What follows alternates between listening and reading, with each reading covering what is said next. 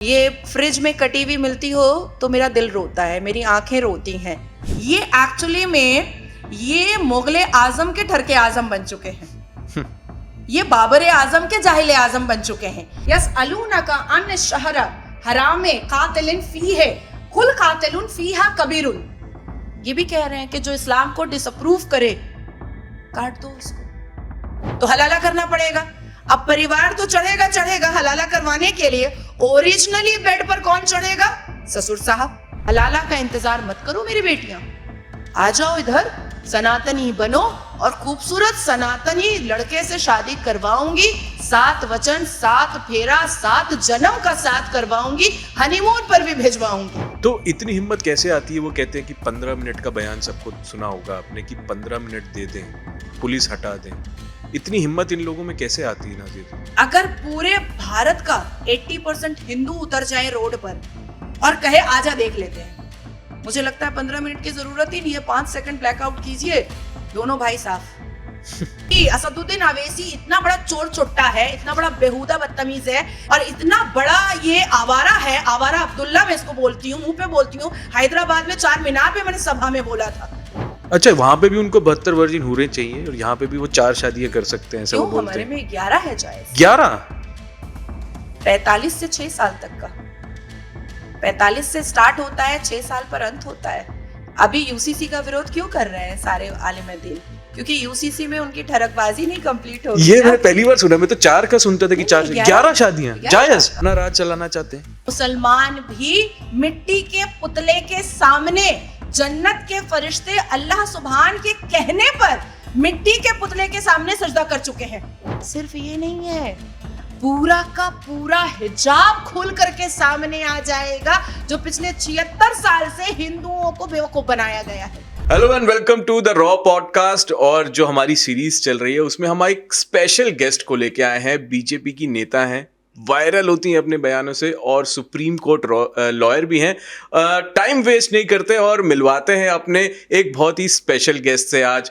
Nazia ji, welcome to the raw podcast of Inkhabar and India news. कैसी है ma'am? हर हर महादेव, बहुत बहुत शुक्रिया रॉ पॉडकास्ट में बुलाने के लिए। और सारे क्वेश्चंस भी रॉ ही होंगे मुझे जहां तक लगता है। बिल्कुल हम चाहेंगे कि आप वैसे ही जवाब भी दें और तमाम जनता आपसे सुनना चाहती है। और जितने भी आपने बयान दिए अभी तक, टीवी में हम लोग देखते हैं, वीडियोस देखते हैं और कमेंट एक आता है आपके लिए कि भारत की शेरनी। इस पे आपका क्या रिएक्शन है? भारत में रहने वाली जो महिलाएं हैं वो तो शेरनी होती ही हैं, महिषासुर मर्दिनी होती ही हैं। मैं तो अपनी बेटियों को ये कहती हूँ, अपनी बहनों को ये कहती हूँ कि महिषासुर मर्दिनी बनने की कोशिश करो।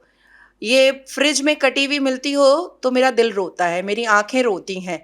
तो जहाँ दुर्गा की पूजा होती है, जहाँ काली की पूजा होती है, जहाँ सरस्वती की पूजा होती है, जहाँ माँ जगधरती की पूजा होती है, जहाँ तुलसी मैया की पूजा होती है, तो शेरनी तो पैदा होना ही था। भारत की पुत्री हूँ इसलिए। जी, भारत की पुत्री कहा आपने। आप एक खुद मुसलमान हैं और मैंने देखा आपको कि हाथ में रुद्राक्ष है और शो की जो शुरुआत आपने की वो जय श्री राम के नारे से की। इसके पीछे क्या है? कैसे मतलब ये ट्रांजिशन और ये सनातन धर्म को इतना प्रेज करना क्या है मैम? कुछ कहानी आप बताएं। नहीं, मैं देखिए, प्रेज करना अगर मैंने स्टार्ट किया होता तो शायद वो कहीं ना कहीं झलके दिख जाती। कई बार कई लोग मुझसे पूछ बैठते हैं कि कभी नमाज का दुपट्टा बांधा भी है, क्योंकि गूगल पे बहुत सारी तस्वीरें ढूंढते हैं पर मिलता नहीं है। तो मैं एक्चुअली में बहुत ही प्रॉपर और बहुत ही कट्टर मुस्लिम भी हूँ। और अल कुरान में कहीं पर भी नमाज का कोई भी तरीका नहीं दिया गया है। जैसे हम अतयात करते हैं, हम सलाम फेरते हैं, हम सजदे में जाते हैं, हम रुकू में जाते हैं, या हम नियत बांधते हैं, तो ऐसा कोई भी तरीका अल कुरान में है नहीं, तो मैं नमाज क्यों पढ़ूं? जी, ठीक है। और ये जो सनातन से प्रेम है या महादेव के लिए, महादेव जी के लिए जो मेरी आस्था है, या भगवान राम के लिए जो आस्था है, वो बचपन से ही थी। मैं बहुत छोटी सी थी तब भी मैं मंदिर के सामने खड़े होकर के पंडित जी मुझे नारियल और प्रसाद देते थे और मैं लेकर के घर में आती थी। और मेरे नाना अब्बू हमेशा बोलते थे कि देख लो, ये कहीं ना ऐसा हो कि घर वापसी कर ले। तो ये बचपन से ही था। और जैसे जैसे फिर मैंने श्रीमद् भगवत गीता पढ़ा और कुरान को बहुत अच्छे से रिसर्च किया, तो हमारे कुरान में भी देखिए हजरत इब्राहिम अलैहिस्सलाम जो है वो बुतों को तोड़ते हुए नजर आ रहे हैं। आयत है पूरी जिसमें वो बुतों को तोड़ रहे हैं। तो इसका मतलब है कि सनातन धर्म पहले आया था, देवियों की और देव की प्रतिमा पहले आई थी, तभी ना हजरत इब्राहिम तोड़ रहे थे, अदरवाइज क्यों तोड़ते। तो जो धर्म इस धरती पर पहले आया है तो मुझे तो उस धर्म के लिए ईमानदारी और आस्था और विश्वास रखना ही है। तो ये कुछ आया नहीं है आस्था, ये जन्म से था मेरे अंदर आस्था। और रुद्राक्ष मुझे एक्चुअली में ये पहनने के बाद थोड़ी शांत हो गई हूँ, ऐसे बहुत वायलेंट हुआ करती थी, तो अब थोड़ी सी शांत हो गई हूँ। तो यही जो बयान है आपके नाज़िया मैम, इससे आपको एक टैग देते हैं मौलाना, जो मैं देखता हूँ आपके वीडियोस की, फेक मुस्लिम का जो टैग आपके ऊपर लगा दिया जाता है, इस पे आप क्या कहेंगे? नहीं, मुझे तो ये मुल्ला मौलवी आलिम दीन हाफिज कुरान या इस्लामिक स्कॉलर या हाजी, तो इनका तो मुझे नैरेटिव नहीं समझ में आता है। फेक मुस्लिम और ट्रू मुस्लिम होता क्या है? इनको देखिए, अब तो वो पीर बाबा पैदा हो रहे हैं या पैगंबर पैदा हो रहे हैं, 21st सेंचुरी में तो पॉसिबल नहीं है, बिल्कुल भी पॉसिबल नहीं है। मैं 21st सेंचुरी की महिला हूं, तो इनको अबू मरतहद की या जिब्राइल अलैहिस्सलाम की कोई चिट्ठी आई है जो ये बता रहा है कि नाजिया जो है वो फेक मुस्लिम है या जाली मुस्लिम है? कई बार मैं इस्लामिक स्कॉलर के साथ बैठती हूँ तो मैं उनसे पूछ लेती हूँ कि अच्छा बताइए, ये जो बात आप कह रहे हैं ये कौन सी आयत में और कौन से वर्सेस में लिखा हुआ है? वो नहीं बता पाते हैं। तो इसका मतलब ये हुआ कि इस्लाम को भीतर से, डीप डाउन से मैंने पढ़ा है, वो इस्लामिक स्कॉलर होकर के बैठ गए और लोगों को टोपी पहना रहा है, टोपी पहन करके। तो बहुत सी ऐसी चीजें हैं कि मैंने तो कई बार चैलेंजेस किया है कि मुझे अरब बुला ले, मुझे इराक बुला ले, मुझे तालिबान बुला ले, मुझे पाकिस्तान बुला ले। इवन जाकिर नायक जब अभी पाकिस्तान आया था तो मैंने बजाफ्ते पाकिस्तान सरकार को मेल किया था कि मुझे बुलाइए और मैं जाकिर नायक के सामने बैठ करके कन्फ्रंटेशन करना चाहती हूँ। जाकिर नायक ने लिखित रूप में पाकिस्तानी गवर्नमेंट को दिया है कि नाजिया से मुझे बात नहीं करनी है, यह लिखित रूप में है। आप पाकिस्तान गवर्नमेंट से इसको RTI करके पूछ सकते हैं कि डर है नाजिया का। हाँ, क्योंकि मुझे देखिए, मैंने जाकिर नायक पर सिर्फ 2 टिप्पणियां की थी जब वो महाराष्ट्र में एक जमाने में रैली कर रहा था और तब मेरी उम्र बहुत कम थी। वो अपनी प्रीच रख रहा था। मैंने सिर्फ इतना पूछा था कि अगर आप इस्लाम और प्रॉफिट मोहम्मद के फॉलोअर हैं तो आप अपने घुटने के नीचे कुरान कैसे रख सकते हैं? कुरान तो सर मत्थे रखा जाता है, आप तो ऐसे करके उठाते हैं, तो आप अपने घुटने के नीचे कुरान कैसे रख सकते हैं? पहला सवाल मेरा था। दूसरा सवाल मेरा उनसे था कि 72 वर्जिन हूर की कौन सी आयत है वो बता दीजिए। दोनों में वो फेल हो गए। तो जब मैं इतनी छोटी सी थी तब वो फेल हो गए, तो अब तो सोच रहे होंगे कि नाजिया तो प्रो हो चुकी होगी। तो इसलिए उन्होंने पाकिस्तान की सरकार को कहा, इवन ये बात आरजू काज़मी जी को भी पता है, पाकिस्तान की सरकार को बजाफ्ते उन्होंने कहा है कि नाजिया को नहीं बुलाना है। तो ऐसे कई मौलवी मुल्ला, जैसे देखिए आप लोगों के टीवी चैनल के डिबेट पर भी बहुत सारे बैठते हैं हाजी, पूरे अल कुरान की आयत और वर्सेस और सूरतें आप पढ़ लीजिए। प्रॉफिट मोहम्मद सल्लल्लाहु अलैहि वसल्लम बी पीस अपॉन हिम, जो मक्का मदीना में रहते थे, जिन्होंने जंगे बदर और जंगे करबला कर दिया, जिन्होंने जंगे बदर पर काबिज करने के लिए अपने नवासों को गवा दिया, उनके नाम के आगे हाजी नहीं था। जितने भी हमारे पैगंबर प्रॉफिट हैं, अल्लाह के करीबी जो 25 पैगंबर और प्रॉफिट है, उन्होंने अपने नाम के आगे हाजी नहीं लगाया। जिस हबशी ने पहली बार मक्का मुअज्जमा में अजान दिया था, उसने अपने नाम के आगे हाजी नहीं लगाया। तो ये कैसे भारत में हाजी कैसे पैदा हो जा रहा है जी? तो मैं जब इनके हिजाब खोलती हूँ ना, तो ये मुझे एक टैग देते हैं कि तुम जाली मुसलमान हो, तुम चिटिंगबाज मुसलमान हो, तुम मुर्तद हो। लेकिन मेरे नॉलेज के हिसाब से ये लोग टोपीबाज मुसलमान है जी। और इससे ही जुड़ा हुआ एक सवाल मेरा है कि आपने कहा कि ये टोपीबाज या जाली मुसलमान है, तो लड़कियों को, जैसे हम देखते हैं हमारी बहुत फ्रेंड्स हैं, मुस्लिम फ्रेंड्स हैं, इनको बोला जाता है कि हमारे साथ बात नहीं करना है, पार्टीज में नहीं जाना है। इतना रोक टोक कोई धर्म में कैसे हो सकता है? देखिए, ये हमारा जो इस्लाम है और इस्लाम के मानने वाले जो हैं, वो अमने रसूल का पैगाम पहुंचाना चाहिए था। और अमने रसूल कौन है? प्रॉफिट मोहम्मद सल्लल्लाहु अलैहि वसल्लम। प्रॉफिट मोहम्मद सल्लल्लाहु अलैहि वसल्लम की पहली जो शादी हुई थी, पहला जो निकाह हुआ था वो बीबी खदीजा रजी अल्लाह ताला अन्हो से हुआ था जी। और वो उनसे उम्र में 15 साल की बड़ी थी, मोर देन 15 ईयर, और वो बिजनेस टाइकून थी। और बीबी खदीजा के पैसे पर ही प्रॉफिट मोहम्मद सल्लल्लाहु अलैहि वसल्लम, क्योंकि वो तो चरवाहे थे, बकरियां चराते थे, उनके पास कहां से पैसा आया, वो अपनी अहलिया मतलब बीवी के पैसे पर ही वो इस्लाम का प्रचार और तबलीग किया करते थे। तो जब प्रॉफिट मोहम्मद ने अपनी बीवी को नहीं कहा कि घर पे बैठ जाओ, तो ये कौन होते हैं घर पे बैठाने वाले, हमें कौन होते हैं? ये एक्चुअली में ये मुगल आजम के ठरके आजम बन चुके हैं, ये बाबर आजम के जाहिल आजम बन चुके हैं। ये अब हमने रसूल के फॉलोअर बचे ही नहीं हैं, बिल्कुल नहीं बचे हैं। हमारे में जेंडर इक्वालिटी में के बारे में सूरह अल बकरा की कई आयतों में मेंशन है। अल्लाह तबारक ताला, अल्लाह सुभान खुद फरमा रहा है अपनी आयतों में, अपने अल्हामी किताब अल कुरान में, कि मेरी नजर में मर्द और औरत यकसा है, मतलब इक्वल है। जेंडर इनइक्वालिटी तो हमारे इस्लाम में थी ही नहीं, ये तो मुगलों ने पैदा किया, ये मुगलों ने लाया कि जो औरत है जिनको लौंडिया बांदिया बना करके ला रहे हैं, जिनको कॉन्क्यूबाइन बना करके रख रहे हैं, जिनको लूट करके जंगों में ला रहे हैं, उनको सिर्फ अपने बिस्तर की ठरकबाजी के लिए ही वो इस्तेमाल किया करते थे और उसको अंदर ही अपने अपने ख्वाबगाह में ही रखा करते थे, अपने बेडरूम में ही रखा करते थे। तो बेसिकली ये लोग प्रॉफिट मोहम्मद के फॉलोअर नहीं हैं। अगर ये एक्चुअली में अल कुरान के फॉलोअर होते तो बीबी सफिया रजी अल्लाह ताला अन्हा वो तो जंग में तलवार लेकर के निकल जाया करती थी।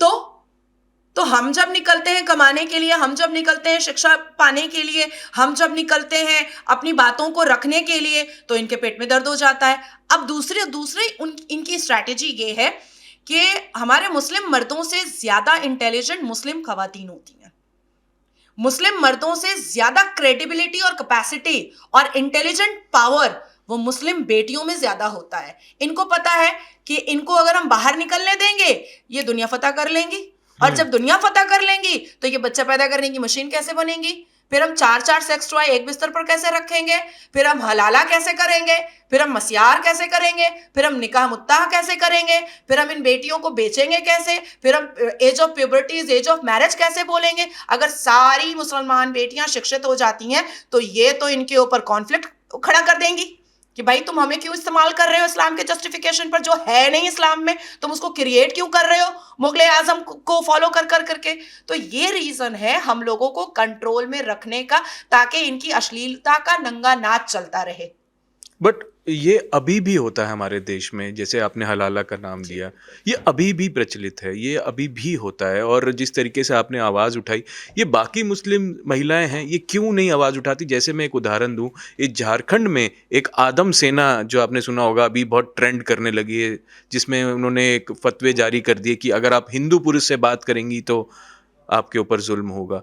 ये क्यों हो रहा है नाजिया जी? अभी भी क्यों है? क्यों हम लोग नहीं अपनी आवाज़ उठा रहे? देखिए, इक्वालिटी की बात की, हम इतने एजुकेटेड हैं, हम लोग इतने शोज़ देखते हैं जहाँ पे बताया जाता है कि हम लोग सब समान हैं, इतनी पावर्स हमारे पास हैं अगर हम लॉ की बात करें, फिर भी मुस्लिम धर्म में ही ऐसा क्यों? देखिए, सबसे पहले तो मैं क्लियर करूं कि मुस्लिम पुरुष हमारे भारत के संविधान को बिल्कुल नहीं मानते, बिल्कुल नहीं। क्यों ऐसा? क्यों? भी वो कोशिश में अपना राज चलाना चाहते हैं? नहीं, आज भी वो कोशिश में लगे हुए हैं कि शरिया मनवा लेंगे हिंदुओं से भी। और आप देखिए, हमारे भारत में 1984 में शाहबानो और सायरा बानो जी ने क्या मांगा था? कुछ रुपए गुजारा भत्ता और इंस्टेंट ट्रिपल तलाक को बैन करना, सिर्फ इतना ही मांगा था ना। बिल्कुल। सर्वोच्च न्यायपालिका से लेकर के संसद तक को जंगे बदर का मैदान किसने बनाया था? मुसलमानों ने बनाया था। और मुस्लिम पुरुषों के वोट के लालच में कांग्रेस ने मुसलमान महिलाओं को 1984 से लेकर के 2017 तक अपनी एड़ियों से कुचला है। कांग्रेस ने जो दुर्दशा किया, हम तो बहुत पहले ही जंग जीत जाते, लेकिन कांग्रेस की वजह से हम जंग जीत नहीं पाए। अब आती है बात कि हिंदू पुरुषों से बात करने पर फतवा क्यों होता है। मुस्लिम पुरुषों में आवारगी, बदतमीजी की, बेहूदगी, बेशर्मी बहुत होती है। एक तो मुसलमान लड़कियां जब शादी करती हैं तो उनके दिल में खौफ होता है कि कौन सी सुबह होगी जो तलाक दे देगा, और कौन सा दूसरा रात होगा जो ससुर अब्बा जो है वही चढ़े हुए नजर आएंगे, कौन सा ऐसा साल होगा जो मेरे शौहर का पैदा किया हुआ बच्चा मेरे कोख से वो मेरे ही हस्बैंड को मामू बोलेगा, क्योंकि हमारे में तो चाचाजाद मामाजाद भाई बहन में ही शादी होती है। अब मामाजाद भाई मेरे से निकाह कर लिया है और वो मेरे को तलाक दे दिया है, तो खून का रिश्ता तो नहीं खत्म हो रहा है ना। अब मैंने अगर मामाजाद भाई का बच्चा पैदा किया है तो वो तो फिर अब्बू को अपने मामू बोलेगा।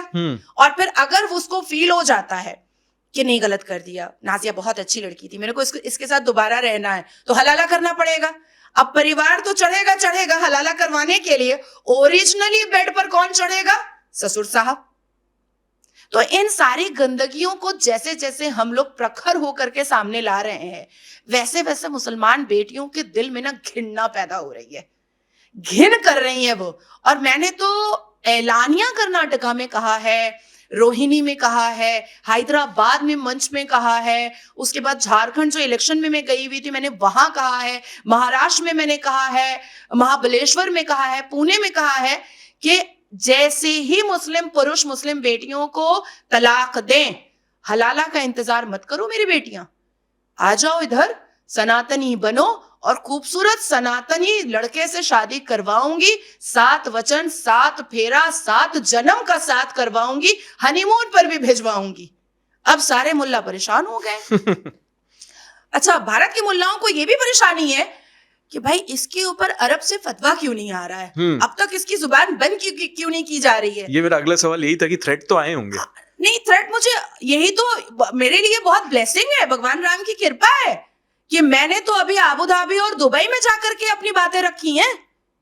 अभी आई थिंक 3 महीना हुआ है, और जब मैं दुबई एयरपोर्ट पर मैं उतरी हूं, मुझे बिल्कुल भी भगवान राम की सौगंध कि मुझे बिल्कुल आइडिया नहीं था कि तकरीबन 1.5 लाख लोग फूल का माला लेकर खड़े रहेंगे मेरे लिए, वो भी दुबई और आबू धाबी में। और जब मैंने देखा तो मुझे लगा कि भगवान राम साथ में है भाई, महादेव की कृपा है। तो देखिए, एक्चुअली में फतवा एक सजेशन होता है। सूर्य अन्निसा में जाइएगा, उसके वर्स में जाइएगा, तो उसको भी मैंने डिकोड किया था महाराष्ट्र के इलेक्शन में, और तभी सज्जाद नुमानी को माफी मांगनी पड़ी थी जी। यही डिकोड, ये मेरा ही डिकोड किया हुआ था, जो सज्जाद नुमानी ने माफी मांगी थी महाराष्ट्र विधानसभा इलेक्शन के बाद। मैंने जो जमायतुल उलमाए हिंद के जो चीफ थे उनके साथ में डिबेट पर बैठी थी, और मैंने उनसे पूछा कि फतवा क्या होता है। अल कुरान के हिसाब से फतवा is a kind of suggestion. Just suppose कि मैंने रोजा रखा हुआ है और मिडिल ऑफ डे ड्यूरिंग रोजा मुझे पीरियड्स आ गया है, तो मैं सजेशन मांगूंगी किसी इमाम से, किसी आलिम दीन से कि आप मुझे बताइए कि मैं रोजा कंटिन्यू करूं या कुछ खा पी लूं, मेरा रोजा होगा वो मतलब अप्रूव्ड होगा, या मैं कुछ खा पी करके सन्नाटा कर लूं 6 दिन के लिए। तो जब वो मुझे कहेंगे कि नहीं नाजिया आप इस रोजे को पूरा कर लीजिए, दिस इज फतवा। अब सपोज मैंने अभी लिपस्टिक लगाई हुई है और अजान हो गई है, मैं मुसल्ला बिछा के नमाज पढ़ ली, मुझे याद नहीं रहा, तो मैं पूछूंगी आलिम दीन से कि मैंने लिपस्टिक लगाई हुई थी और मैंने नमाज पढ़ ली जल्दी में, तो क्या ये नमाज मेरी पूरी हुई? दिस इज फतवा। फतवा is a kind of suggestion as per Al Quran. अब अल्लाह को कहां से पता था कांग्रेस के लिए वोट मांगो, आम आदमी पार्टी के लिए वोट मांगो, MIM के लिए वोट मांगो, फलाना के लिए वोट मांगो, धमाका के लिए वोट मांगो, ये क्या अल्लाह को पता था? 1450 साल पहले क्या नेहरू साहब बता दिए थे फोन करके अल्लाह को कि हम कांग्रेस ला रहे हैं? तो ये जो फैब्रिकेट नैरेटिव जो फैलाया है मुल्लाओं ने अपनी अपनी दुकानदारी चलाने के लिए, कांग्रेस को वोट दो, हम फतवा जारी कर रहे हैं, क्योंकि थैला आता है नोट का, इसको वोट मत दो क्योंकि हम फतवा जारी कर रहे हैं। तू है कौन भाई फतवा जारी करने वाला? तुझसे किसने सजेशन मांगा? तुझसे किसने मशवरा मांगा? फतवा मांगा जाता है, फतवा दिया नहीं जाता है। तो ये नोट के लालच में सिर्फ और सिर्फ इस्लाम को बदनाम किया जा रहा है। मैं तो सही इस्लाम लोगों को बताने की कोशिश में लगी हुई हूँ। जो आपने बातें कही उससे तो साफ जाहिर होता है कि ये वोट बैंक पॉलिटिक्स जो कांग्रेस ने खेला, बट अब जो ये बातें होती हैं कि बीजेपी जो है वो हिंदू मुस्लिम करके सरकार चलाती है, इसमें कितनी सच्चाई है नाजिया जी? 0% भी सच्चाई नहीं है, 0% भी सच्चाई नहीं है। अगर कोई किसी देश के आदरणीय प्रधानमंत्री ये चाहते हैं कि एक विधान एक संविधान हो, क्या ये बुरा है? हम अरब जाते हैं, मिडिल ईस्ट जाते हैं, वहां अल कुरान के हिसाब से चीजें चलती हैं, बिल्कुल चलती हैं। वहां आज भी कोई चोरी करता है तो हाथ काट दिया जाता है, कोई रेप करता है तो औजार काट दिया जाता है, कोई गलत निगाहों से औरत को देखता है तो उसकी आंखें निकाल दी जाती हैं, कोई गाली देता है तो उसकी जुबान काट दी जाती है। अब आप झंडा लेकर के जाइए वहां, हालांकि हमारे यूएई में 3 मिलियन से ऊपर हिंदू हैं, क्या उन्होंने कभी भी कोई प्रोटेस्ट निकाला कि नहीं अगर मैं चोरी करूंगा ना तो आप मुझे किसी सेक्शन पे 3 महीने के लिए जेल भेज देना? क्या अप्रूव करेंगे? वो नहीं करेंगे। आप पाकिस्तान जाइए, पाकिस्तान में ब्लास्फेमी की क्या सजा है? सर तन से जुदा की सजा है। अब आप पाकिस्तान अगर आप जा रहे हो, चलो आप मीडिया के काम से ही जा रहे हो और आपसे अनजाने में ब्लास्फेमी हो जाती है तो आपका सर तन से जुदा होगा। आप कहोगे नहीं 307 की धारा के हिसाब से ना मुझे उम्र कैद दे दो, क्या वो मानेंगे? नहीं मानेंगे। तो उसी तरीके से भारत में संविधान माना जाता है, कोई शरिया मनवाने की कोशिश करेगा तो आदरणीय प्रधानमंत्री क्यों मानेंगे? बिल्कुल नहीं मानेंगे, किसी हाल में नहीं मानेंगे। अब अभी बहुत हवा उड़ा वक्फ का, इसको भी डिकोड मैंने किया है और मैं, मेरा अगला सवाल यही था। हाँ, मैं पूरी जिम्मेदारी से आपको कह रही हूं। मैंने एक न्यूज चैनल डिबेट में एक मुल्ला से सिर्फ इतना पूछा कि कुरान की कौन सी आयत में वक्फ का जिक्र है। चलो बोर्ड हटा दो, बोर्ड इज इंग्लिश वर्ड, हाँ जी। वक्फ इज एन अरबिक वर्ड। तो वक्फ मतलब डोनेशन, ये कहां पर वक्फ लिखा हुआ है वो बता दो, आयत पारा ही बता दो। चलो आयत नहीं पता, बता पाए थे? नहीं, है ही नहीं।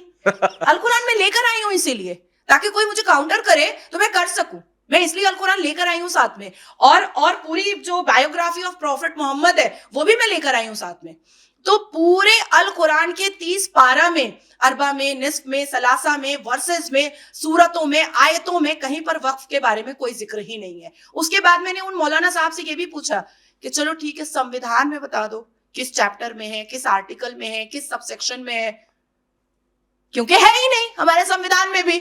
और फिर वो अगर वो ये सब है ही नहीं तो इतनी जमीनें कैसे हड़प ली? तो ये तो मतलब माफिया है। हाँ, तो मैं तो कहती हूँ कि हमारे एशिया का सबसे बड़ा सोनागाछी प्रोस्टिट्यूट एरिया है, उस पे धावा बोलो ना वक्फ बोर्ड का, जरा बोलो ना, क्यों नहीं बोलते हो? जीबी रोड को बोलो ना, जरा बोलो ना, क्यों नहीं बोलते हो? मतलब वहां पर भी आप सोचो कि कितनी मानसिकता इनकी खराब है। एशिया का सबसे बड़ा लैंड अगर कहीं पर है तो वो सोनागाछी है। मेरे चैम्बर से सिर्फ और सिर्फ 17 मिनट की दूरी पर है। आ जाओ, बोलो धाबा, बोलो ये वक्फ की जमीन है, सारी निकल जाओ, मैं यहाँ मस्जिद बनाऊंगा, मैं यहाँ मजार बनाऊंगा। लेकिन नहीं, क्यों नहीं बोलते हो? इतनी बड़ी जमीन ले लो ना। देखिए नेहरू साहब की वजह से भारतवासियों को, मुसलमान बेटियों को और बहुत ही इंटेलिजेंट मुसलमानों को बहुत कुछ झेलना पड़ा है, बहुत कुछ झेलना पड़ा है। वर्शिप एक्ट 1991 आया, हिंदू अपनी मंदिरें नहीं ले सकते, और वक्फ बोर्ड आया कि जिस मंदिर पर भी सफेद रुमाल रख देगा मुसलमान, वो मुसलमान ले लेगा। तो चारों तरफ से कुचला गया हिंदुओं को। अब इसमें आपको लग रहा होगा कि मुसलमान तो नहीं कुचल रहा है, नहीं, हमारे देश में ऐसे भी मुसलमान हैं जो इनकी बदसलूकियों को और इनके शातिराना दिमाग को, इनके डायबॉलिक माइंड को और इनकी स्ट्रैटेजिकल माइंड को और इनके इजी मनी इनकम को समझते हैं, और वो भीतर ही भीतर विरोध करते हैं। मैं आपको पूरी जिम्मेदारी से विद प्रूफ भी दे सकती हूँ कि मेरे कोलकाता के चेंबर में सबसे ज्यादा अगर मेरे क्लाइंट कोई है तो वो मुस्लिम है।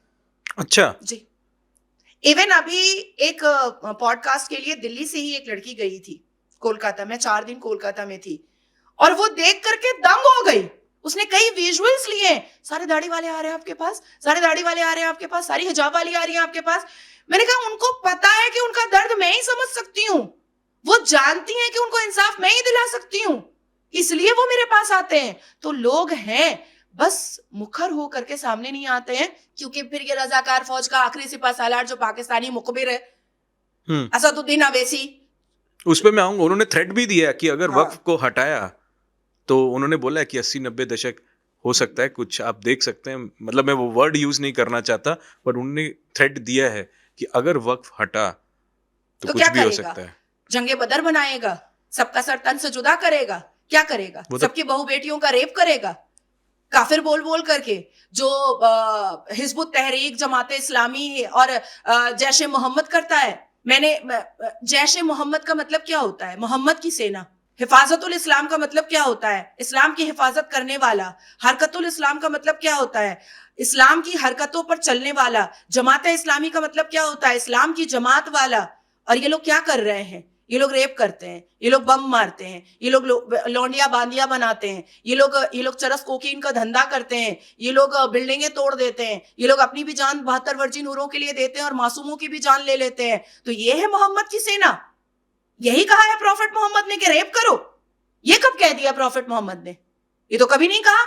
देखिए, असदुद्दीन अवैसी पर नेशनल सिक्योरिटी एजेंसी का केस होना चाहिए और इमीडिएट असदुद्दीन अवैसी को अरेस्ट होना चाहिए। आज अगर मैं पार्लियामेंट में होती ना, तो उसकी आंखों में आंखें डाल करके उसके हलक में उंगलियां डाल करके मैं पूछती कि तुम्हारे पार्टी का नाम पहले बता दो। अभी हालिया में महाराष्ट्र के इलेक्शन में उससे किसी ने पूछा था कि रजाकार से आपका क्या लेन देन है? कितना बड़ा झूठ बोला है, सोचिए आप। तो कभी जन्नत नहीं जाएगा, कभी 72 वर्जिन हूर नहीं मिलेगी इसको। कह रहा मेरा रजाकार से क्या लेना देना, जबकि कासिम रिजवी का बनाया हुआ मुस्लिम इत्तेहादुल मुस्लिमीन है और उसने फिर इसमें टैग लगा दिया ऑल इंडिया। और आज भी असदुद्दीन अवैसी इतना बड़ा चोर चुट्टा है, इतना बड़ा बेहुदा बदतमीज है कि आज भी उसके आप मेमोरेंडम में और उसके पूरे मेंबर के लिस्ट में देखिएगा, एक भी हिंदू नहीं है, एक भी जैन नहीं है, एक भी बौद्ध नहीं है। और इतना बड़ा ये आवारा है, आवारा अब्दुल्ला मैं इसको बोलती हूँ, मुंह पे बोलती हूँ। हैदराबाद में चार मीनार पे मैंने सभा में बोला था कि इसके अंदर हिम्मत अगर है तो ये मेरे सामने आकर के कहे कि वक्फ बोर्ड को कोई अगर हटाएगा तो देख लेंगे। मैं तो कहती हूं अभी देख, तू अभी देख। और एक बात इसकी और कहता है कि भारत हमारा है, हमारे दादा परदादा का है, हमारे पैगंबरों का है। भाई तू कौन सी दुनिया में रह रहा है? लोगों को बेवकूफ क्यों बना रहा है? अगर हम आदम अलैहिस्सलाम की तरफ से जाते हैं, बहुत गौर से सुनने की बात है, अगर हम आदम, क्योंकि हमें क्या बोला जाता है कि हम आदम की औलाद है, जिसको आप लोग एडम बोलते हैं। अगर हम आदम की तरफ से जाते हैं, हम आदम की औलाद है, तो अल कुरान ये साबित करता है कि आदम को जन्नत से उतारा गया था, लिटरली फेंका गया था। तो जन्नत से जो उनको उतारा गया था वो श्रीलंका में उतारा गया था। तो भैया तू श्रीलंका जाना, जा करके तू जितना झंडा लहराना है तू लहराना। फलस्तीन जिंदाबाद बोलता रहा पर फलस्तीन गया नहीं। हालांकि सुप्रीम कोर्ट के गेट डी पर मैंने उसको कहा खड़े होकर के कि तू भी चला जा फलस्तीन, टिकट मैं दे देती हूं, 2-4 बलात्कार तू भी कर ले, बुढ़ापे में जवानी आ जाएगी। पर गया नहीं, यहीं से चिल्लाता रहा। तो बेसिकली ये वो अपनी रोटी सेकता है, बस रोटी सेकता है। वो जो लुच्चे लफंगे टाइप के जो 72 वर्जिन हूरों के जो दीवाने होते हैं, जो लड़कियों का कमर और क्लेविश देखते हैं मुसलमान, जो लड़कियों को ताड़ने का काम करते हैं, वही भीड़ उसके पास है। अगर असदुद्दीन अवैसी वाकई में मुसलमानों का नेता होता तो क्या वो पार्लियामेंट में अकेला होता? अकेला तो नहीं होता। बट मोर देन 25 करोड़ हम मुसलमान हैं। चलिए 20 तो होते उसके मेंबर ऑफ पार्लियामेंट, नहीं हो सकते, क्योंकि मुसलमानों की वही भीड़ उसके पास है जो आवारा और बदतमीज है। तो इतनी हिम्मत कैसे आती है? वो कहते हैं कि 15 मिनट का बयान, सबको सुना होगा आपने, कि 15 मिनट दे दें, पुलिस हटा दें। इतनी हिम्मत इन लोगों में कैसे आती है नाजिया जी? देखिए, इतनी हिम्मत इसलिए आती है क्योंकि भारत में एक मैं बोल देती हूँ, कोई एक हिंदू महिला बोल देती है तो उसको बैन कर दिया जाता है, सस्पेंड कर दिया जाता है। कोई एक हैदराबाद से कोई नेता बोल देता है तो कुल मिलाकर के पूरे भारत में 2-4 लोग बोलते हैं। अगर पूरे भारत का 80% हिंदू उतर जाए रोड पर और कहे आजा देख लेते हैं, मुझे लगता है 15 मिनट की जरूरत ही नहीं है, 5 सेकंड ब्लैकआउट कीजिए, दोनों भाई साफ। ये तो अब हम ओवैसी साहब से जरूर बातचीत करेंगे, बिल्कुल करिएगा और उससे पूछिएगा। एक बार तो एक नेशनल न्यूज के डिबेट पर माइक वाइक फेंक के भागा है मेरे सामने, मैं थी, अच्छा, फेंक के भागा है। मैं वो वीडियो क्लिपिंग भी आपको भेज दूंगी, उसको दिखा भी दीजिएगा कि क्यों भाग गए थे। हजरत उमर फारूक की वो बात कर रहा था तो मैंने आयतों के साथ उसको ट्रांसलेट बताया कि आप झूठ बोल रहे हैं यहाँ पर, तो वो माइक वाइक फेंक के भागा था। तो उससे जरूर कहिएगा कि नाजिया इलाही खान ने ये बात कहा है जी। और आपने अपनी स्टेटमेंट में ये 72 वर्जिन हूरों की बात की, क्या ये सच में ऐसा होता है कि जन्नत में ऐसा कहीं लिखा गया है कि ऐसे 72 हूरें मिलेंगी मुसलमानों को? हमारे अल कुरान में हूरों का जिक्र है, हूरों का बिल्कुल जिक्र है, लेकिन ये जो है ना वो लस्ट के लिए, कि अगर हम, जैसे होता क्या है जब हम पैदा होते हैं तो हमें जीने का बहुत लालच होता है ना, हम जी लें, कुछ कमा लें, कुछ बना लें, अपनी एक गरिमा बनाएं, कुछ पढ़ लें, अपने अगर पुरुष है तो बीवी रखें, अगर महिला है तो हस्बैंड रखें, बच्चे हो, परिवार हो। तो इन सब चीजों से दिमाग को हटवाने के लिए, पुरुषों को आतंकवादी बनाने के लिए एक बहुत खूबसूरत 72 वर्जिन हूरों का एक नैरेटिव क्रिएट किया गया है। जैसे पॉर्न होता है, ब्लू मूवी होती है, उसी तरीके से ये मौलवी मुल्लाओं ने 72 वर्जिन हूरों का पॉर्न मूवी क्रिएट किया है कि वो 135 फुट की होगी और उसके उसके चमड़े इतने गोरे होंगे, वो उल्टी करेगी तो शहद बन जाएगा, वो सुसु करेगी तो खमाम बन जाएगा, उसके कान से जो गंदा निकलेगा वो खजूर का हलवा निकलेगा। तो ये सब क्या और लोग इसको फॉलो भी कर लेते हैं। हाँ, क्यों? मतलब कहाँ पढ़ाया जाता है ऐसा कि अगर कोई ऐसा, जो हम जीने का तो जरिया दिखा नहीं रहे कि आप असल जिंदगी कैसे जिएंगे। आप जन्नत की बात करते हैं कि वहां पे आपको हूरें मिलेगी, यहाँ पे तो जीना सिखाना चाहिए। नहीं, आप मुसलमानों से पूछिएगा, मुसलमान पुरुषों से पूछिएगा। अगर महिलाओं से पूछिएगा तो वो सेंसिबल रिप्लाई देती हैं, लेकिन मुसलमान पुरुषों से, और खास करके आलिम दीन या क्लेरिक या स्कॉलर आप लोगों के चैनल पर जो बैठते हैं, उनसे अगर पूछिएगा तो वो कहेंगे हम तो आखिरत के लिए बैठे हैं। वो मर करके 72 वर्जिन हूरों के लिए ही बैठा रहता है, वो जिंदगी में कुछ कमाने के लिए या जिंदगी को बनाने के लिए बैठता ही नहीं है। तो उसको तो 72 वर्जिन हूरों का ही नशा है। अच्छा, वहां पे भी उनको 72 वर्जिन हूरें चाहिए और यहाँ पे भी वो 4 शादियां कर सकते हैं, ऐसा वो क्यों? बोलते हमारे हैं। में 11 है जायज। 11? 45 से 6 साल तक का, 45 से स्टार्ट होता है, 6 साल पर अंत होता है। अभी यूसीसी का विरोध क्यों कर रहे हैं सारे आलिम दीन? क्योंकि यूसीसी में उनकी ठरकबाजी नहीं कंप्लीट होगी। ये मैंने पहली बार सुना। मैं तो 4 का सुनता था कि 4 11 शादियां जायज। जायज है, एकदम हलाल। इवन हमारे अल कुरान की कई आयतों में ये बात लिखी हुई है कि अगर आपकी उम्र 50 है तो आप 40 की लड़की से क्यों शादी करें। मैं ये एग्जाम्पल दे रही हूँ, कम उम्र की लड़की से शादी करो ताकि तुम उसके साथ खेल सको और वो तुम्हारे साथ खेल सके। प्रोवोकेशन ऑफ सेक्सुअल डिजायर्स है हमारे अल कुरान में, प्रोवोकेशन ऑफ ठरकबाजी है, ये मेंशन्ड है। और आपने कहा कि ये 72 वर्जिन हूरें सिखाई कहाँ जाती हैं? मदरसे के अंदर सिखाई जाती हैं, मज़ारों के अंदर सिखाई जाती है। क्यों? आप 1992 आप अजमेर शरीफ, अजमेर कांड भूल गए हैं क्या? कोठा चकला नहीं बना था, पूरा मुजरा हुआ था, पूरा एकदम द डर्टी पिक्चर बन के तैयार था वो। आज भी लोग जाते हैं, सजदा करते हैं, आज भी मन्नतों के धागे बांधते हैं। क्या यही लोग जो अजमेर शरीफ में जाकर के सजदा कर रहे हैं और मन्नतों के धागे बांध रहे हैं, वो सोनागाछी में जाकर के मन्नतों के धागे बांधेंगे? क्योंकि सेम ही जगह है, जगह तो सेम ही है। वहां पर भी चकलाबाजी हो रही है और वहां पर भी चकलाबाजी हो रही है, वो तो सेम ही काम रहा है। और उसका प्रूफ तो आज भी चिश्तिया परिवार का 4 सुरमा और हरा कुर्ता वाला, टोपी वाला आज भी यहाँ दिल्ली जेल में है, उसकी पूरी सर्टिफाइड कॉपी मेरे पास है। तो ये लोग एक्चुअली हिजाब पहन करके इस्लाम करते हैं, इस्लाम जानते कुछ भी नहीं है। कल एक राज्य ने भारत के यूसीसी लागू किया, जो कि उत्तराखंड ने, जी उत्तराखंड ने, और काफी जो है कई वर्गों ने इसको सराहनीय डिसीजन कहा कि एक यूनिफॉर्म सिविल कोड होना चाहिए, हर इंसान सामान्य है। बट जैसे ही ये होता है वहां पे रिएक्शन आने शुरू होते हैं। क्यों ऐसा? क्यों डरते हैं? किस बात से डरते हैं ये भी हम जानना चाहेंगे। नहीं, डरते नहीं है, क्योंकि शरिया कानून नहीं मानेंगे फिर उनकी, जो आज जैसे कि आपने बताया कि पर्दे के पीछे रहें, हम इतनी शादियां कर सकेंगे, हमको तलाक चाहिए, बहुत आसानी से तलाक मिल जाता है, हम किसी के साथ भी शादी कर सकते हैं, अपने रिलेशन में शादी कर सकते हैं। अब यूसीसी में नहीं है ऐसा, आपको सब कुछ बताना पड़ेगा। मैं पहले एक आयत पढ़ करके आपको सुनाना चाहती हूँ कि यूसीसी से जी प्लीज। एक्चुअली में सिर्फ ऐसा नहीं है कि 4 शादी 11 शादी या ऐसा कुछ है, बहुत सारी ऐसी चीजें हैं जिसके पन्ने खुल जाएंगे। नहीं प्लीज, हम जानना चाहेंगे। मैं वो एक ही आयत है, मैं सिर्फ उसको पढ़ करके आपको सुनाना चाहती हूँ और उसके बाद फिर मैं इसका डिटेल बोलूंगी आपको। वइज़ क़ुल्ना लिल मलाइकति इसजुदू व लिआदम फसजदू इल्ला इब्लीस अबा वस्तकबरा व मकाना मिनल काफिरीन व क़ुल्ना या आदम उस्कुन अंत व ज़ूजकल जन्नत व कुल्ला मिनहा रगदन हैसु शयातुमा व ला तक़रा बहाज़िहि शजरत फतकूना मिनज़ ज़ालिमीन। इसका मतलब है कि अल्लाह तबारक ताला ने जब आदम अलैहिस्सलाम को, एडम को जब मिट्टी से बनाया और उसके बाद मिट्टी से उनको बहुत खूबसूरत सा बना करके जब उसमें रूह फूकी, प्राण प्रतिष्ठा, रूह फूकी, तो उन्होंने जन्नत के सारे सारे फरिश्तों को कहा कि तुम इसको सजदा करो।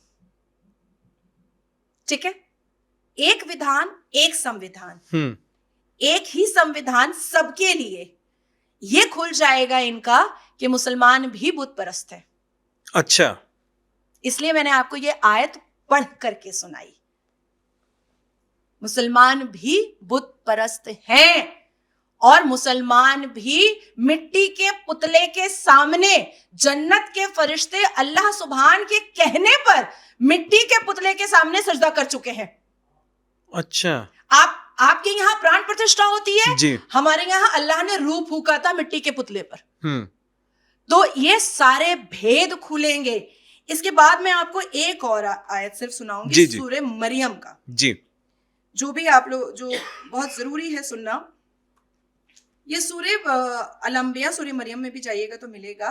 फरजहा फनकहा फीहा मिन रूहिना वजअलनाहा व इब्नाहा आयतन लिल आलमीन। We breathe into her from her vagina. जैसे बहुत सारी बातें होती हैं ना कि हनुमान जी का पसीना गिरा और उनको औलाद हो गई किसी एक पृथ्वी पर। हमारे यहाँ तो बीबी मरियम ने ईसा मसीह को जन्म दे दिया उनके वर्जाइना में फूकने से। कैसे? तो जब अल्लाह के फूकने से, वर्जाइना में फूकने से बीबी मरियम अलैहिस्सलाम को हजरत ईसा मसीह पैदा हो सकते हैं, तो हनुमान जी के पसीने से उनको औलाद हो ही सकती है। तो यूसीसी से सिर्फ ये खतरा नहीं है कि हलाला नहीं कर पाएंगे, अपनी बहू से ही मतलब मजा नहीं मार पाएंगे, या 6 साल की बच्ची में औरत नहीं ढूंढ पाएंगे, या एज ऑफ प्यूबर्टी और इस एज ऑफ मैरिज का नाम लेकर के नाबालिगा बच्चियों का चीरहरण नहीं कर पाएंगे, या 11 शादी नहीं कर पाएंगे, या सक्सेशन में बेटियों को पैसा बराबर में देना पड़ेगा, बेटियों को गुजारा भत्ता देना पड़ेगा, तलाक नहीं देना पड़ेगा। सिर्फ ये नहीं है, पूरा का पूरा हिजाब खोल करके सामने आ जाएगा, जो पिछले 76 साल से हिंदुओं को बेवकूफ बनाया गया है। आपको क्या कहा जाता है? आप पीगन हैं, आप बुत परस्त हैं, आप इस्लाम के हिसाब से काफिर हैं, है ना? इसलिए आपका सरतन से जुदा हमारे लिए सवाब का काम है, हमारे लिए सवाब का काम है। जैसे बहुत सारी आयतें हैं, मैंने 26 आयतों के बारे में तो आपने सुना होगा कि मैं उस पर लीगल एक्शन ले रही हूं। तो वो 26 आयतों में बहुत सारी ऐसी आयतें हैं जिसको जानना और समझना बहुत जरूरी है। वक्तलूहुम हैसा सफिक्तुहुम व अखरुजुहुम, इसमें अगर आप जाइएगा तो इसमें साफ है, सूरे अल बकरा है वर्सेस 191 है, और उनको जहां पाओ कत्ल कर दो, ये लिखा है। हाँ, ये लीजिए, पढ़ लीजिए। अच्छा, अंग्रेजी में पढ़ लीजिए, अरबी तो शायद लोगों आपको लगेगा कि नहीं आती है। कुरान सूरा नंबर 2 आयत number 191, slay the unbeliever wherever you find them. ये लीजिए, पढ़ लीजिए।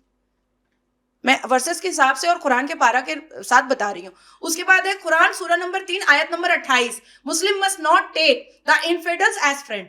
इनफिडल किसको कहा जाता है? काफिर को, बुत परस्त को। कुरान सूरा नंबर 3 आयत number 85, any religion other than Islam is not acceptable. कुरान सूरा नंबर 5 आयत number 33, may man crucify infidel if they criticise Islam. और भी है, मतलब और भयंकर हो जाएगा, इसलिए मैं चुप हो जा रही हूँ। नहीं, आपने जो बोला वो वैसे ही भयंकर है। और इसके बाद मैं आपको एक चीज और बताना चाहती हूँ। ये बायोग्राफी है, अब ये मेरी तो लिखी भी नहीं है, मैं सबको दिखा देना चाहती हूँ। ये है इम्तियाज अहमद, MSc और फिलोसफी भी है, लंदन के हैं। बायोग्राफी लिखे हैं प्रॉफिट मोहम्मद जी के की। यस अलूनका अन शहर हराम कातिलिन फीहे कुल कातिलुन फीहा कबीरुन। ये भी कह रहे हैं कि जो इस्लाम को डिसअप्रूव करे काट दो उसको। अंग्रेजी में ट्रांसलेशन है। जब वो यही पढ़ेंगे तो यही सीखेंगे मैम। तो यही तो मैं कह रही हूं तब से। तो यूसीसी से डर सिर्फ इस बात का नहीं है। पहले क्या होता था कि इन्होंने एक डेकेड राम मंदिर नहीं बनने देंगे, ये मेरी बाबरी मस्जिद है, ये मेरी बाबरी मस्जिद है, शरिया का मजाक लाते हैं। और कोर्ट भी जैसे लग रहा है शरिया की किताब लेकर के बैठा हुआ है साथ में और संविधान नहीं लेकर बैठा हुआ है। अब इनको समझ में आ गया, यूसीसी आ गया है। अब हम कहेंगे कि वक्फ हम नहीं हाथ से जाने देंगे, हम बचा लेंगे। कैसे बचाओगे? कैसे बचाओगे? एक विधान, एक संविधान, uniform civil code, common civil law. तुम तो कुरान से भी नहीं साबित कर सकते हो कि वक्फ होना चाहिए। तुम तो शरिया की किताब से भी नहीं साबित कर सकते कि वक्फ होना चाहिए, और तुम संविधान से तो बिल्कुल नहीं कर सकते। इसलिए वक्फ की पीड़ा, इसलिए यूसीसी की पीड़ा है। अरे इनका क्या है, ये तो मुजरा और तवाइफ खाना फिर से खोल लेंगे अपनी अश्लीलता की ठड़कबाजी करने के लिए। इनकी पीड़ा जो है इजी मनी इनकम। अब आप देखिए हमारे अल कुरान में साफ लफ्जों में मजार परस्ती गुनाह है, साफ लफ्जों में आयत पूरी नाजिल की गई है, पूरी आयत नाजिल की गई है कि अल्लाह तबारक ताला, अल्लाह सुभान ने अबू मरतहद को भेजा, जो अल्लाह के फरिश्ते, मैसेंजर ऑफ गॉड। उन्होंने पैगाम दिया कि प्यारे नबी के पास जाओ और उनको कहो कि पक्की कब्रिस्तान है और पक्की मज़ारों को दरहम बरहम कर दिया जाए। दरहम बरहम मतलब डिमोलिश कर दिया जाए। तो अबू मरतहद आए, मैसेंजर ऑफ गॉड, और उन्होंने प्यारे नबी प्रॉफिट मोहम्मद को ये पैगाम दे दिया कि अल्लाह सुभान का ये पैगाम है।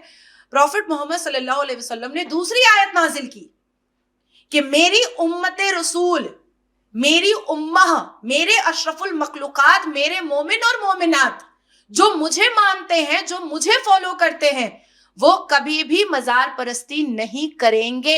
मैं पक्के कब्रिस्तान में नहीं खड़ा होता बगल में, और मजार तो बिल्कुल भी नहीं, नामुमकिन वाली बात है। इवन उसके एक वर्ष में नीचे में एक आयत आ गई कि जो कोई भी मजार परस्ती करेगा, जो कोई भी सजदा करेगा, जो कोई भी मजार पर जाकर के मन्नतें मांगेगा, उसको जन्नत की खुशबू अता नहीं होगी, अल्लाह उससे बेहद नाराज होगा। अब आप बोलिए कि ये तो इस्लाम के खिलाफ हो रहा है ना, तोड़ तो सारी मज़ारें। मुझे तो लगता है मैं ही कभी हथौड़ा लेकर के जाऊं और अजमेर शरीफ पे धाम धाम मारूं मैं। कौन मना करेगा मुझे? अरब मना करेगा? कभी नहीं मना करेगा अरब, क्योंकि मेरे इस स्टेटमेंट को एक देवबंद जमात ने अरब भेजा था। वहां से आया कि वो सही बोल रही है। अच्छा, वहां से आया कि वो सही बोल रही है। मजार परस्ती is an unpardonable sin according to our Quran. तो यहाँ पे तो एक मस्जिद बचाने में कितने लाखों लोगों को मरवा दिया गया। तो आप सोचिए कि इस्लाम के जस्टिफिकेशन पर और इस्लाम के बियॉन्ड दोनों चीजें एक साथ कर रहे हैं। इस्लाम का सहारा लेकर के इस्लाम के खिलाफ जाकर के इजी मनी इनकम कर रहे हैं सिर्फ। अब मजार से क्या है? चादर बिक्री वाला, फूल बिक्री वाला, लुबान बिक्री वाला, अगरबत्ती बिक्री वाला, बताशा बिक्री वाला, लुकुमदाना बिक्री वाला, चप्पल रखने वाला, उसके बाद मजार का जियारत करवाने वाला, फूल चढ़वाने वाला, सिर को झुका झुका करके सबको सजदा करवाने वाला, फूल फेंकने वाला, और उसके बाद फिर बेटियों का मोलेस्टेशन भी हो जाता है। मतलब सारी चीजें एक साथ हो जाती हैं। ना इनको पढ़ना पड़ता है, हम तो अपनी आधी जिंदगी पढ़ने में जाया कर देते हैं। ना इनको खटना पड़ता है, हम सुबह 6 बजे उठते हैं क्योंकि 9 बजे कोर्ट में करना पड़ता है। उसके बाद रात में कब पहुंचेंगे वो भी नहीं पता, फिर घर को भी देखना पड़ता है। इनके ऊपर तो कोई जिम्मेदारी ही नहीं है।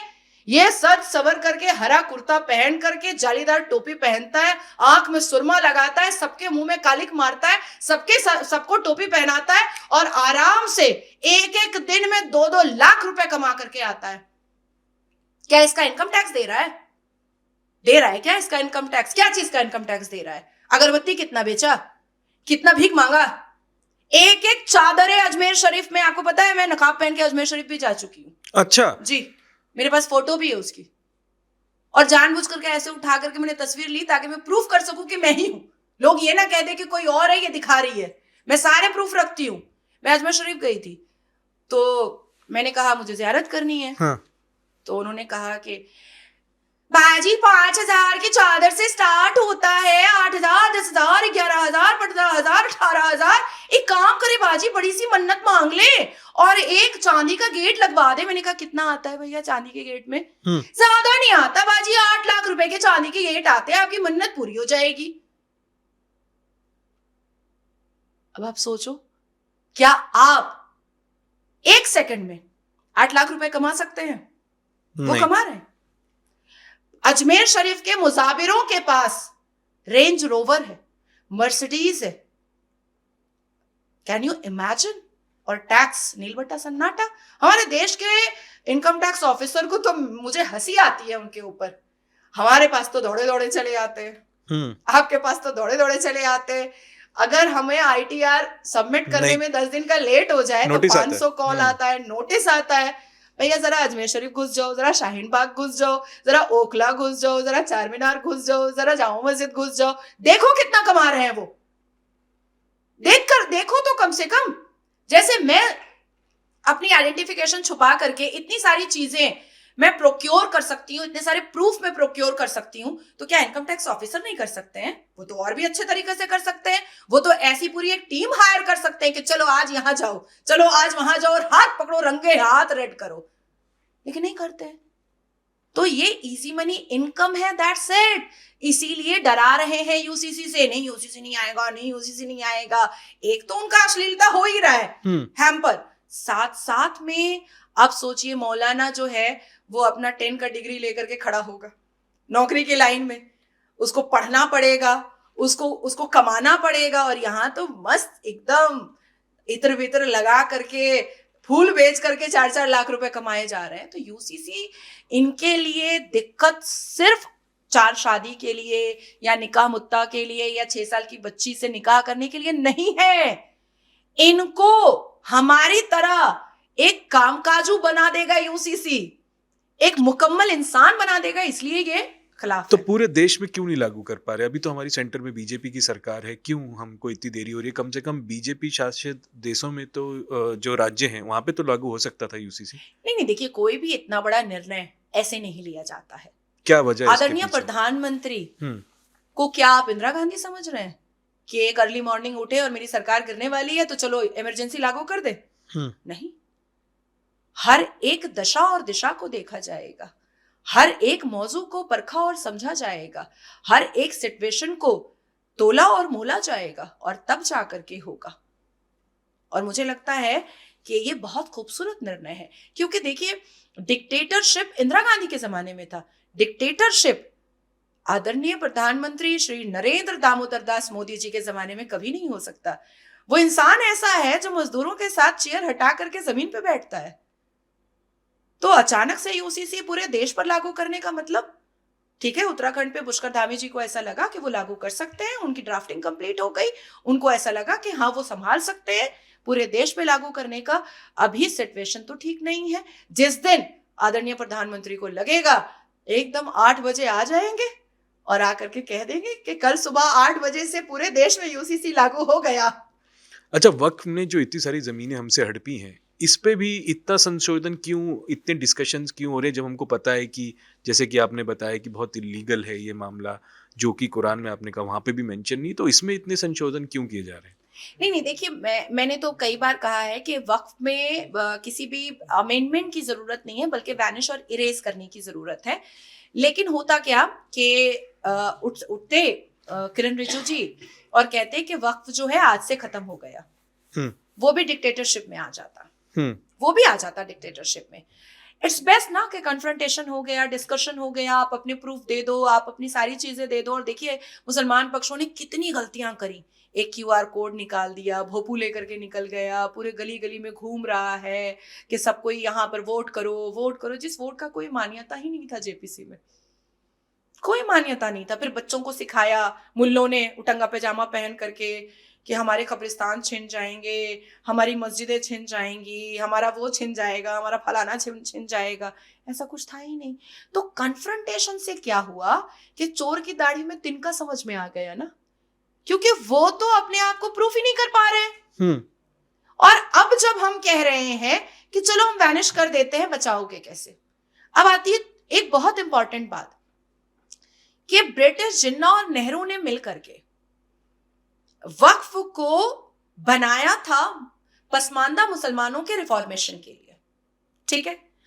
मिलियन पैसा हमारे देश से वक्फ बोर्ड ने उठाया है जी, ठीक है। उठाने के बाद फिर अवैसी क्यों चिल्ला रहा है कि साड़ी है तो ब्लाउज नहीं है, पजामा है तो कुर्ता नहीं है, क्यों चिल्ला रहा है? फिर छत है तो पलंग नहीं है, पलंग है तो नलका नहीं है, रोटी है तो भात नहीं है, भात है तो सालन नहीं है, फिर क्यों चिल्ला रहा है? ये मिलियन पैसा तुमने पसमानदा मुसलमानों को दिया क्यों नहीं? आज भी आप सच्चर कमीशन की रिपोर्ट को उठाइएगा, आप देखिएगा हम मुसलमान दलित से भी पीछे हैं एडुकेशन में। क्यों? आपके पास तो मिलियन पैसा आ रहा था, आपने क्या किया? मुख्तार अंसारी का मैंने रिसर्च पूरा डेटा निकाला था संपत्ति का, शिया वक्फ बोर्ड की तकरीबन आई थिंक 1600 एकड़ जमीन वो लेकर के रखा हुआ था, जिसमें एक जमीन तो सोनिया गांधी के किसी रिलेटिव की थी। अच्छा जी, आप गूगल सर्च कीजिए कि सोनिया एंटोनियो के किस रिलेटिव की संपत्ति को मुख्तार अंसारी ने हड़प किया था, और जब उसका पूरा डेटा मैंने निकाला तो पता चला कि वो शिया वक्फ बोर्ड की प्रॉपर्टी थी। तो पहले सोनिया एंटोनियो ने हड़पा, उसके बाद ये उसका भी अब्बा निकल गया मुख्तार अंसारी, उसने उसको हड़पा, बाद में पता चला मर गया मरदूद जिसका फातिहाना दुरूद चला गया ऊपर। तो सारी चीजें दरम बरम हुई, सारी चीजें डिमोलिश हुई और पत्ते खुलते चले गए, चीजें सामने आती चली गई। तो अब 2017 में ही देख लीजिए, आप लोगों ने भी दिखाया होगा, वक्फ बोर्ड प्रॉपर्टी स्कैम आया था जी। मुतवल्ली मैनेजर वो अपनी व्यक्तिगत जीवन की लग्जरियस लाइफ के लिए वक्फ बोर्ड की प्रॉपर्टी का यूज कर रहा था। बेटी को जहेज में दिया जा रहा है, बेटे को विदेश भेजा जा रहा है वक्फ बोर्ड की संपत्ति को बिक्री कर करके। क्या इससे कोई मना कर सकता है? तो पसमानदा तो बेचारा पसमानदा ही रह गया, गरीब तो बेचारा गरीब ही रह गया, जो अशिक्षित है वो तो अशिक्षित ही रह गए। आप भी सिर्फ मलाई खा रहे हो। और असदुद्दीन अवैसी चोर चुट्टे ने खुद कहा है कि कई एकड़ जमीन, 1100 एकड़ जमीन का कोई प्रूफ ही नहीं है, कोई कागज ही नहीं है। तो जब कागज नहीं है तो लड़ किस लिए रहे हो? मुझे तो शक है कि असदुद्दीन अवैसी का बर्थ सर्टिफिकेट भी पाकिस्तान में होगा। आखिरी 2 सवाल आपसे मैं पूछना चाहूंगा कि हर आतंकवादी इस्लाम मुसलमान नहीं होता, बट जब भी कोई केसेस आते हैं उसमें यही क्यों निकलता है कि आतंकवादी मुसलमान? अभी तो मैंने आपको इतनी सारी आयतें बताई है। देखिए होता क्या है कि आप जब बाइबल पढ़ते हैं, हालांकि ईसाई और कसाई ऑलमोस्ट सेम है, लेकिन फिर भी रिफॉर्मेशन जो है वो ईसाइयों में बहुत आया। जैसे हमें क्या सिखाया गया, ब्रिटिश ने भारत पर रूल किया था, ब्रिटिश ने नहीं रूल किया था, ईसाइयों ने रूल किया था। मुगलों ने हिंदुओं को मारा, उनकी बहु बेटियों को लूटा। मुगलों क्यों बोल रहे हो, मुसलमानों ने मारा, है ना? तो एक माइंडसेट बिठाया जाता है कि हिंदू आक्रोश में मत आओ। तो क्या हो रहा है कि ईसाई भी जो है ना फिर रिफॉर्म हो रहे हैं कि हटो यार, अब बहुत हो गया, क्या करना है, अब अच्छे से रहते हैं, खाते हैं, पीते हैं। अब देखिए मिडिल ईस्ट, हमारे आदरणीय प्रधानमंत्री को बुला करके 27 एकड़ की जमीन पर मंदिर बना दिया गया, और आदरणीय प्रधानमंत्री को बोला गया आप जहां उंगली रखिएगा वहां पर ही हम मंदिर बनाएंगे। हमारे कल्चर को वो लोग अडेप्ट कर रहे हैं, ईद मना रहे हैं। तो अब क्या हुआ कि मिडिल ईस्ट को भी, अरब को भी पता चल गया कि कितना तेल देंगे, अब तो इलेक्ट्रॉनिक कार आ रही है, अब तो इलेक्ट्रिक से कारें चल रही हैं, तो तेल का महत्व कहाँ बचा? सोना हमारे भारत में सस्ता हो रहा है, अरब में महंगा हो रहा है, तो कितना सोना निकालेगा, है ना? तो उनको भी समझ में आ गया कि एक देश को बहुत खूबसूरत तरीके से चलाने के लिए उसको इकोनॉमिकली बहुत पावरफुल होना पड़ेगा, उसका डिफेंस बहुत पावरफुल होना पड़ेगा। तो ये लोग रिफॉर्मेशन की तरफ चले जा रहे हैं। लेकिन यहाँ जो भारत के मुसलमान हैं, इसमें 70 to 75% जो मुस्लिम है वो आज भी जिन्ना के नफरती शरिया को फॉलो कर रहे हैं। जिस दिन वो संविधान को फॉलो करने लगेंगे, मैं आपको बड़ी जिम्मेदारी से कह रही हूँ कि पूरे 57 देश, मुस्लिम देश से सबसे ज्यादा खूबसूरत मुसलमान हमारे भारत के हो जाएंगे, अगर वो संविधान को फॉलो करने लगे तो। नहीं, हम भी यही चाहेंगे कि संविधान को फॉलो करें, क्योंकि देखिए एक देश तभी चलता है जब हम लोग सब एक साथ रहें, एक हंसते खेलते रहें। ये जो भड़काऊ भाषण जो होते हैं, ये समझने वाली बात है कि नेता आपसे वोट बैंक की अपील ही कर रहा है, उनको सिर्फ वोट चाहिए आपसे, वो तो भड़का के निकल जाएगा, बट आपको समझना चाहिए कि आप मारता है मुसलमान तो अवैसी का बेटा तो नहीं आता, है ना जी, वही तो अरेस्ट होता है। चप्पल मारता है मुसलमान, किसी का सर तन से जुदा करता है मुसलमान, किसी का रेप करता है मुसलमान, तो वही तो अरेस्ट होता है। अवैसी तो नहीं भेज रहा है अपने बेटे को, जाओ उसका रेप करके आओ वो काफिर है, जाओ पार्लियामेंट पे अटैक करके आओ वो काफिर है, पार्लियामेंट को खत्म कर दो। अवैसी अपने बेटे से तो नहीं करा रहा है, अवैसी तो अपने बेटे को बहुत लग्जरियस लाइफ दे रहा है। या आपके मौलाना रशीदी हैं, या और भी जितने भी दारुल उलूम वाले हैं, या तौकीर रजा है, ये लोग अपनी बहुओं को तो शाहीन बाग में नहीं उतारा था। अपनी बेटियों को तो शाहीन बाग में नहीं उतारा था कि धरना पे बैठ जाओ नकाब पहन करके। अपनी बहू बेटी और अपनी बेटे बेटियां तो घर में रहते हैं, अब मजे में अय्याशियां करते हैं, और गरीब मुसलमानों को ये लोग रोड पर उतार देते। इसकी एक और वजह है, अगर सारे मदरसे टूट जाए और वो स्कूल में कन्वर्ट हो जाए, शिक्षित होगा मुसलमान, क्राइम खत्म होगा, उसके दिमाग से आतंक खत्म हो जाएगा। क्योंकि शिक्षा जो होती है ना, एकेडमिक क्वालिफिकेशन जो होता है, वो इंसान को बहुत बेहतरीन इंसान बनाता है, खूबसूरत इंसान बनाता है। देखिए, ये बहुत अच्छा मैसेज था आपका, और मैं चाहूँगा कि लोग इसको फॉलो करें, स्पेशली मुसलमान फॉलो करें, क्योंकि हम चाहते हैं एक अच्छा सा देश रहे, सब एक साथ रहें। आखिरी सवाल, नाज़िया जी, हज करने कब जाएंगी? कभी नहीं जाऊंगी। क्यों? एक मैं जन्नत कभी नहीं जाना चाहती हूँ, और एक मैं हज करने कभी नहीं जाना चाहती हूँ। अब लोग इस पर भी मुझे पता है विवाद खड़ा करेंगे। जन्नत में शैतान होता है। अच्छा। जन्नत में शैतान होता है। आपको भी शौक लगा? बिल्कुल। क्योंकि बताया यही जाता है कि शैतान बुरी जगहों पर होता है। हाँ। तो एक नात है, एक दाना खिलाकर शैतान ने आदम को निकाला जन्नत से, एक दाने पे इतनी नादानी, अंजामों को मुसलमान भूल गए, जो रोजे अजल पैमा किए दुनिया में मुसलमान भूल गए। तो आदम अलैहिस्सलाम को शैतान ने जन्नत में बहकाया था और जी। उनको अनाज खिला दिया और उनको पॉटी आ गई और उनको जमीन पर उतारना पड़ा अल्लाह सुभान को। तो इसलिए मैं जन्नत नहीं जाना चाहती। एक कि ब्रैड पिट नहीं है, टॉम क्रूज नहीं है, कोई है नहीं, लियोनार्डो डिकैप्रियो नहीं है, तो मैं जाऊंगी क्या? 72 वर्जिन हूर है तो कोठा चकला जाके मैं क्या करूंगी? दूसरा कि जन्नत में शैतान होते हैं, और ये पूरा कुरान के हिसाब से मैंने बताया है। हज करने इसलिए नहीं जाना चाहती हूँ क्योंकि वर्बल मॉलेस्टेशन होता है वहां, क्योंकि तवाफ जो होता है वो मर्द और औरत का साथ में होता है। अच्छा। तो आप देखिएगा कि भारत में मस्जिदों में औरतों को नहीं जाने दिया जाता है, दाखिल नहीं करने दिया जाता है। बट कई मैंने नेता तो देखे हैं जाते हुए। अगर हम वेस्ट बंगाल की बात करें, ममता बनर्जी भी शायद। ममता बनर्जी मंच पर जाकर खड़ी हो जाती हैं, बियॉन्ड दी अच्छा। Islam, beyond the Quran, beyond the hadith. अब क्योंकि सारे मुसलमानों को उनसे बाप बड़ा ना भैया, सबसे बड़ा रुपया, तो इसलिए उनको चाट लेता है, उनका तलवा भी चाट लेता है। लेकिन आप देखिएगा भारत में मस्जिदों में औरतों को नहीं जाने दिया जाता है, क्योंकि उनको ऐसा लगता है कि औरतें आएंगी तो उनका अगाड़ पिछाड़ देख करके उनका वजू टूट जाएगा। लेकिन हज में औरतें जाती हैं और मर्द के साथ वो तवाफ करती हैं।